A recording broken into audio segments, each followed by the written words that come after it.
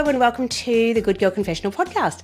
I'm your host, Sandy Lowres, and the Good Girl Confessional podcast is brought to us proudly by WB40, a platform and magazine for women 40, 50, 60 and beyond to share their hard-won wisdom and to join an empowered community. You can check us out at WB40.com.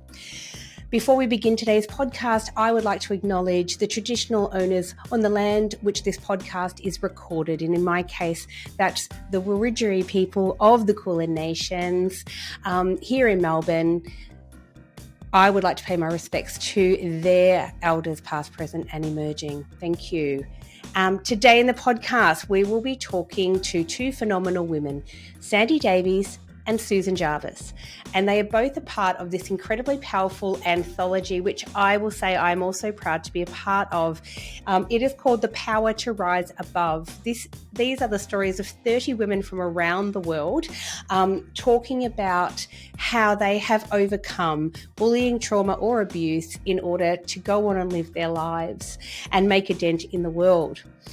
Sandy Davies is the editor of this phenomenal book, and she's what I like to call the magic maker. She brought all of these women together to make this happen. She is also the founder of HappyPause, which makes HappyPause Menopause balm, and she proudly helps women and supports women through the perimenopause and menopause journey. And I'll be talking to Susan Jarvis, who has also written a very powerful chapter in this book about her experiences of bullying. And Susan has gone on, of course, to found the Spicy Boudoir, which is an amazing online business. And she is also the host of the Maven's Private Diaries podcast. And she proudly helps women through their sexual journey through life, which is amazing. Please welcome to the confessional for one or two confessions, Sandy Davies and Susan Jarvis. Hello, gorgeous Susan Jarvis and Sandy Davies, and welcome to the confessional once again. Hello. Yay, it's lovely to be back. This is not your first trip on this roundabout, ladies, so I love that. We've had lots of fun here in the confessional previously, separately, and so it's really beautiful to bring you both here together today. Thanks, Sandy. It must be a few months since I had my last confession with you. As I always say, ladies, confessions are optional, but always very, very welcome. Yeah, well, I hate to think how much I've sinned since our last chat, but never mind. That's why I love you both. You know that. I brought you girls on today because we're all involved in this amazing project, and I thought it'd be really fun to have a chat about it together. So, first of all, this is the project where for those who are listening to audio and not seeing the video, we're all holding up a book, and it is a beautiful and powerful anthology called The Power to Rise Above. Yes, I'm doing sexy hand movements, like as if I'm on a game show. The Power to Rise Above. And it is an anthology which brings 30 women together from all over the world to tell their stories of overcoming bullying, overcoming trauma, to rise above and go on and have a brilliant life. So first of all, I wanted to say, I'll throw to you first, Sandy Davies, because congratulations, you are the editor of this book. And this is your baby and your brainchild. Do you want to tell us a little bit about how did this book come about and how you managed to get 30 women, Susan and I included, to come together to share their stories? Yeah, thanks, Sandy. Power to Rise Above, it really is it's a project of the heart. And at every stage through it, I just kept thinking, this is beyond me. This is more powerful than my initial vision. And it's just grown and grown and grown. And it actually started, I was in a workplace with a horrific female manager bully. And for some reason for me, it's just even worse when the bully is a female. I hold us to a higher standard, and I expect better, and I expect women to elevate one another. And when they don't, I have snakes spring from my head. And she just kept chewing up and spitting out younger women with potential, and it was horrific. And there was one day where I came in to start a shift, and the current Target was absolutely fuming. And she was literally trying to break a broom into the floor to work through her anger. Couldn't talk to her. She was that mad from how she'd been treated. So I went and grabbed a broom and we broke the floor together. And when we came to the end where she could actually sort of see straight, I told her my experience of bullying, which I write about in the book. And she actually put her hands on top of the broom and cocked her head and said, "You? Bullshit. No way." And it was just this aha moment that because I'm radiant and I'm happy and I always will usually have my joy on, there was this assumption that I couldn't have gone through an experience like that. And I thought, how do we get to our 50s and we haven't shared these experiences with younger women? And I just realized that I'd done a bit of a disservice in not sharing those things that I'd overcome. And that's how the initial concept of the Power to Rise Above was born, is we've got to tell our stories so that other people can gain strength from them and know that they're not alone, and hopefully work through it in sometimes a lot quicker than we did. Hey there! When Sandy's not interviewing kick-ass women, she's hanging out with me at Alex the Seal, a podcast about music and nostalgia. I'm Jo Pybus, and each episode, Sandy and I talk about all the songs that got us hooked up, knocked up, and broken up. Do yourself a favour and search Alex the Seal on your podcast app. Love you, Molly. Yeah, beautiful. And your story is absolutely beautiful.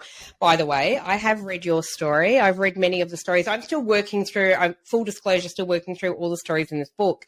And the reason why I think it's taking a little bit of time is because these stories are people's truth. These are experiences that really happen to women, and some of them are so powerful that you kind of need to read them and then walk away and kind of give yourself that little bit of time to digest. But what's really interesting to me in reading, Sandy, your story, and then Susan reading your story, is that I found out things about you ladies, and we've shared a lot. And so I kind of thought, I know these stories, but to sit there and read them in your own words, I went, whoa, hang on a minute. You know, I had an essence of the story, but I didn't know the story. So, Susan, thank you so much for sharing your extraordinary story, because it's a difficult story, I think, to tell, but I think it's also a story that so many women and people can relate to. So how did you get involved with this project as well, Susan the Maven?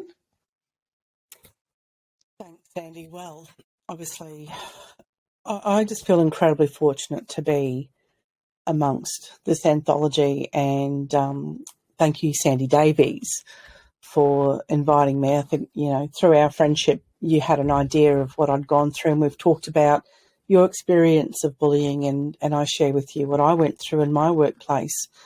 But my initial start in life, I guess, was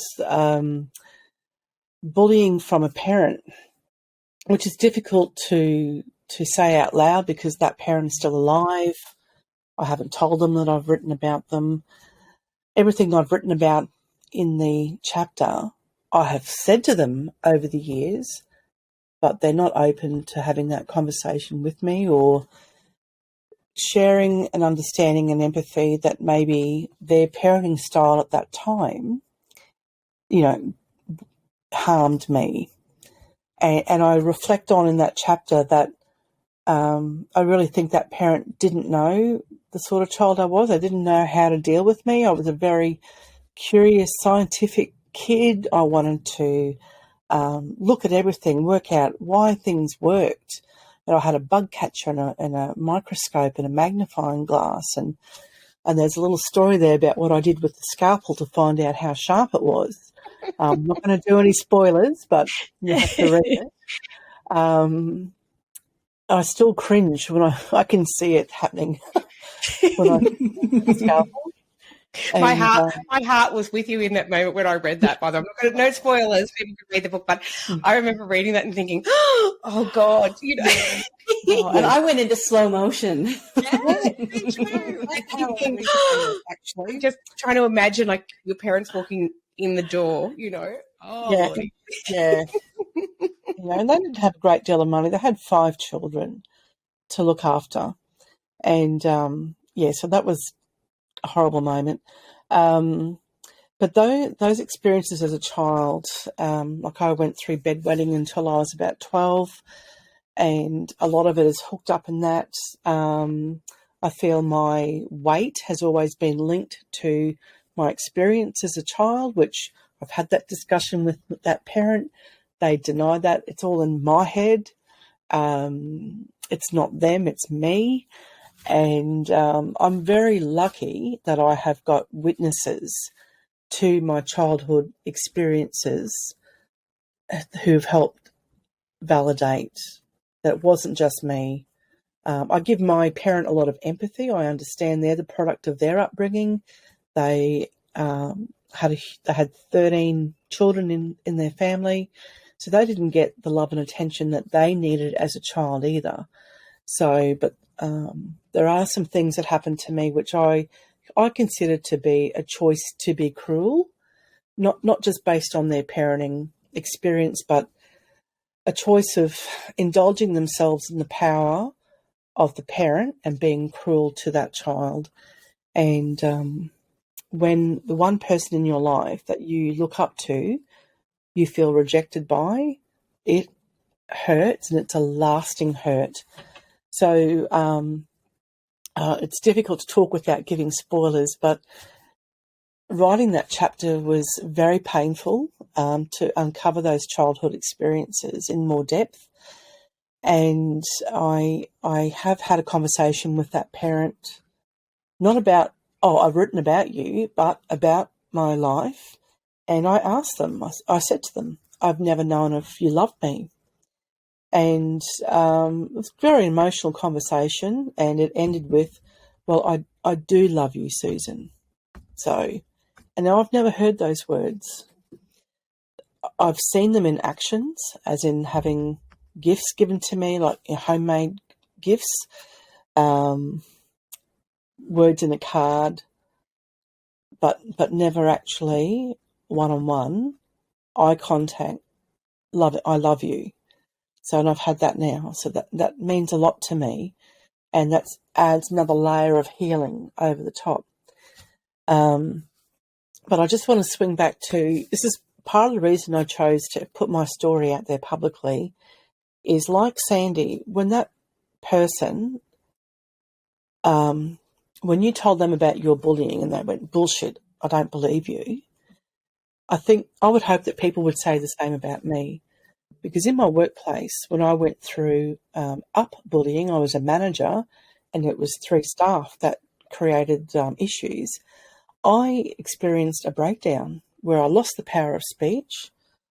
I could not leave the house for about 6 weeks.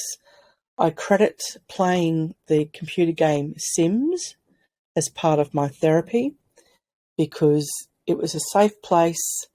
It was fun to play. You could put people in a pool and make them drown.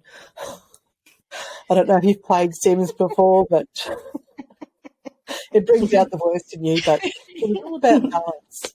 For the characters to succeed, they have to have food, water, sunshine, recreation, and love.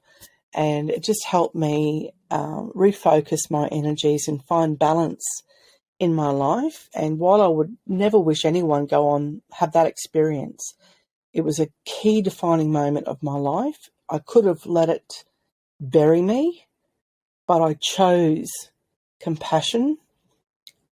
I had to go back to that workplace where those people worked. I stood down from that role as a manager and became one of their peers. And the only way I could protect myself from their behaviour was holding compassion for them, because how sad their lives must be if they had to feel the need to be horrible to somebody else to make them feel better about it. Hello, Sandy here from the Good Girl Confessional podcast. The Good Girl Confessional podcast is proudly brought to us by WB40, a platform for women 40, 50, 60 and beyond. Thank you so much for watching this video. If you'd like to see the rest of the video, please head over to WB40.com and subscribe to WB40 Extra. By subscribing to WB40 Extra, you're helping to support the hard-won wisdom of incredible women. So thank you. Please remember to like, share and follow.